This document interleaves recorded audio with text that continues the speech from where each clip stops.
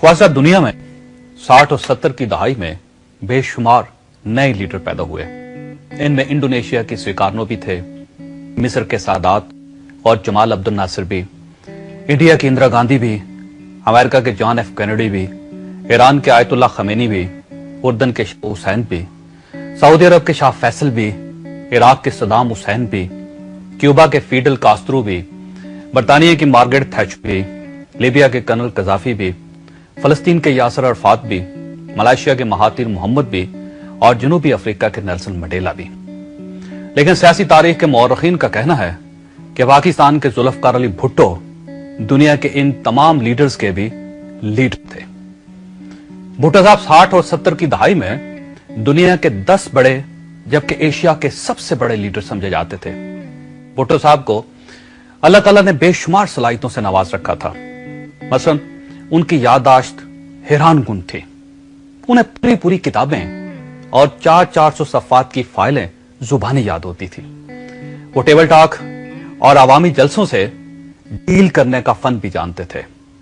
वो कॉन्फ्रेंसेस और मुज़ाकरात के दौरान मुखालफिन को शिकस्त दे देते थे और अवामी जलसों में लोगों के दिल जीत लेते थे। और वो बेइंतहा हाजिर जवाब भी थे।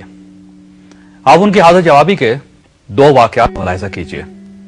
भुट्टो साहब वजीर खारजा की हैसियत से 1963 में अमेरिका के दौरे पर गए। वहां सदर कैनेडी के साथ उनकी मुलाकात हुई। सदर कैनेडी भुट्टो साहब की जहानत से बेइंतहा मुतासर हुए और उन्होंने भुट्टो साहब से कहा, अगर आप अमेरिकन सिटीजन होते तो आप इस वक्त अमेरिका के वजीर होते। भुट्टो साहब ने फौरन जवाब दिया, सर मैं अगर अमेरिकन होता तो मैं अमेरिका का वजीर ना होता, अमेरिका का सदर होता। कैनेडी ने भुट्टो साहब से कहा, आप इस वक्त व्हाइट हाउस में हैं और व्हाइट हाउस दुनिया का पावर हेडक्वार्टर है। भुट्टो साहब ने फौरन जवाब दिया, और दुनिया का पावर हेडक्वार्टर इस वक्त मेरे पांव के नीचे है। भुट्टो साहब सोते भी कम थे, खाते भी कम थे और ब्यूरोक्रेसी की सुनते भी कम थे। पाकिस्तान में नाज़रीन 30 साल तक लीडर्स ने गरीबों, किसानों, मजदूरों और हारियों की बात की। लेकिन भुट्टो साहब पाकिस्तान के पहले लीडर थे जिन्होंने हारियों, मजदूरों, किसानों और गरीबों के दुखों को आवाज दी, जिन्होंने इन्हें फर्श से उठाकर सीने के साथ लगा लिया।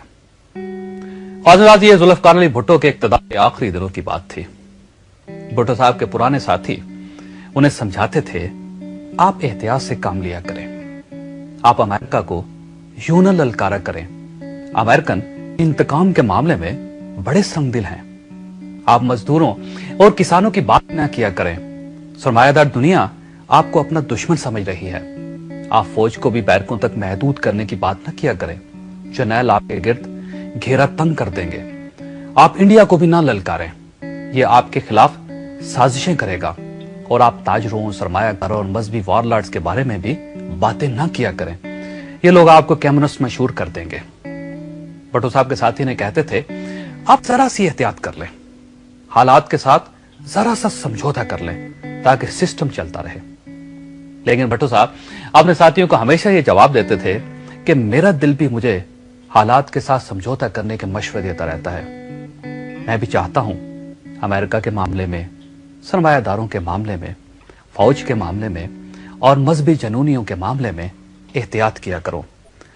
लेकिन फिर जब मैं लाड़काना, लाहौर, पेशावर और नौशकी के गरीब हारियों, मजदूरों और किसानों को देखता हूं तो मैं बेबस हो जाता हूं और मैं अपने आप से कहता हूं, जुल्फकार अगर तुमने भी समझौता कर लिया तो इस गरीब कौम का मुकद्दर कौन बदलेगा, इनका साथ कौन देगा। गरीबों के वो ख्वाब जिन्होंने भुट्टो और मोहतरमा बेनजीर भुट्टो की पलकों में जन्म लिया था, क्या वो ख्वाब आज भी ताबीर की तरफ सफर कर रहे हैं? क्या पाकिस्तान पीपल्स पार्टी भुट्टो के पाकिस्तान को भुट्टो का पाकिस्तान बना पाई और क्या बना पाएगी?